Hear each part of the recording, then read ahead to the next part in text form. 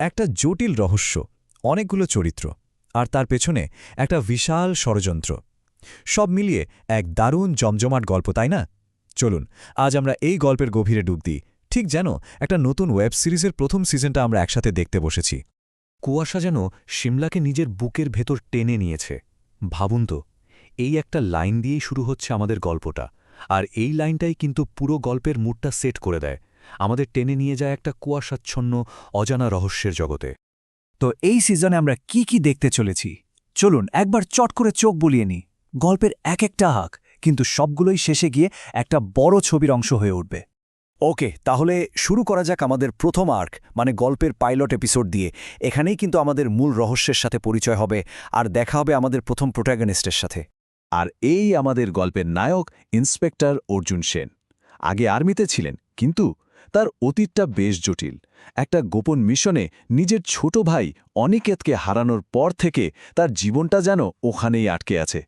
আর এই হল নুপাং রানা, বয়স মাত্র 20, শহরের সবচেয়ে প্রভাবশালী ব্যবসায়ীর মেয়ে।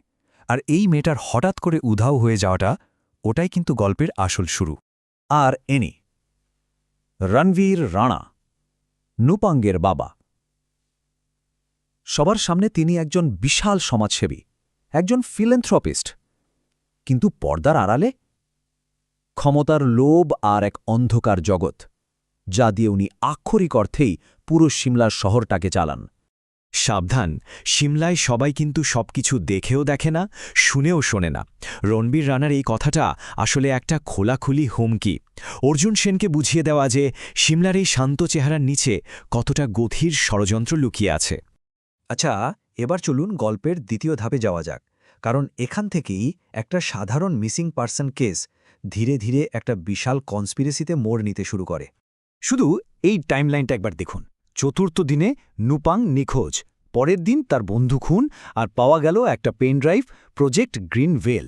তার পরের দিনই গোদামঘরে গোলাগুলি, আর 8 দিনের মাথায় অর্জুন খুঁজে পেলেন 1943 সালের এক ফাইল, অপারেশন শ্যাডো রাইজ।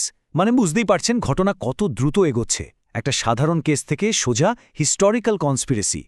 আর এই সব কিছুর পেছনে রয়েছে একজন, গল্পের আসল ভিলেন, দ্য শ্যাডো। এই রহস্যময় ব্যক্তি বা শক্তিটাই কিন্তু কয়েক দশক ধরে সিমলার সব গলকাটি নাড়ছে।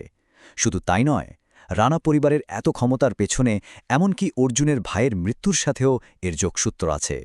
ওকে, সিমলার গল্পটা একটু পজ করা যাক, কারণ এবার আমরা হঠাৎ করেই যেন একটা সম্পূর্ণ অন্য গল্পে ঢুকে পড়ছি।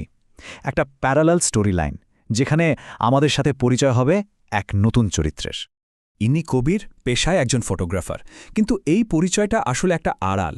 তার আসল নাম মেজর রুদ্র প্রতাপ সিং, একজন এলিট প্যারা SF সোলজার। সে তার অতীত থেকে পালিয়ে বেড়াচ্ছে, কিন্তু অতীত কি এত সহজে পিছু ছাড়ে?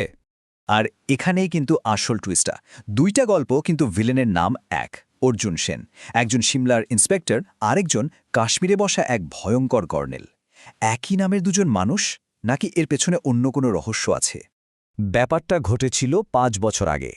কাশ্মীরে একটা মিশনে মেজর রুদ্রকে তার কমান্ডার কর্নেল অর্জুন সেন একটা টার্গেটকে গুলি করার অর্ডার দেন, কিন্তু সেই টার্গেটটা একজন মহিলা আর শিশুকে হিউম্যান শিল্ড হিসেবে ব্যবহার করছিল। রুদ্র অর্ডার মানতে অস্বীকার করে, আর সেই মুহূর্ত থেকেই তার কপালে বিশ্বাসঘাতক তকমাটা জুটে যায়। তখন থেকেই সে পালিয়ে বেড়াচ্ছে। তাহলে প্রশ্নটা হলো, এই দুটো আলাদা গল্প, সিমলার ইন্সপেক্টর আর পলাতক মেজর রুদ্রর গল্প, এরা এক জায়গায় এসে মিলছে কিভাবে? এর প্রথম সূত্রটা পাওয়া যায় একটা ডকুমেন্টে, একটা রিডাক্টেড ফাইল, যা এক বিশাল খেলার দিকে ইশারা করছে। ডকুমেন্টের প্রথম যে লাইনটা পড়া যাচ্ছে সেটা হলো welcome to the white veil. শুনেই মনে হচ্ছে কোনো গোপন সংগঠনের কথা বলা হচ্ছে।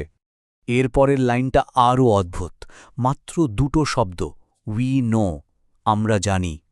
ভাবুন তো, কি ভয়ঙ্কর! কারা এরা যারা সব কিছু জানে?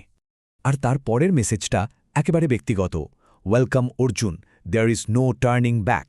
অর্থাৎ অর্জুনকে সরাসরি বলা হচ্ছে যে সে এমন একটা খেলায় ঢুকে পড়েছে যেখান থেকে বেরোনোর আর কোনো রাস্তা নেই। আর এই ফাইলের শেষ লাইনটা হলো আসল বোমা, white veil, a terror organisation rooted in Delhi police.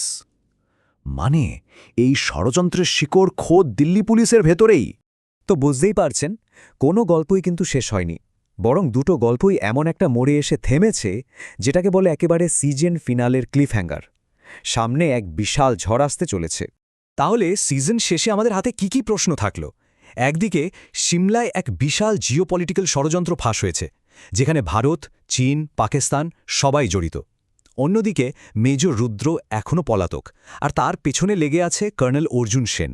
আর সবচেয়ে বড় রহস্যটা হলো এই হোয়াইট ভেল কারা, আর অর্জুন সেনের সাথেই বা তাদের কিসের কানেকশন? আর সিমলার গল্পটা শেষ হয় ইন্সপেক্টর সেনের এই কথাটা দিয়ে। পাহাড়গুলো সাম্রাজ্যের উত্থান পতনের রহস্য ফিসফিস করে। আসল যুদ্ধ এখন শুরু হবে। মানে সে বুঝতে পেরেছে যে এতদিন ধরে সে যা তদন্ত করেছে তা ছিল আইসবার্গের চূড়া মাত্র। আসল লড়াইটা তো সবে শুরু হতে চলেছে। আর এখানেই এই প্রথম সিজন আমাদের একটা বিশাল প্রশ্নের মুখে দাঁড় করিয়ে দিয়ে যায়।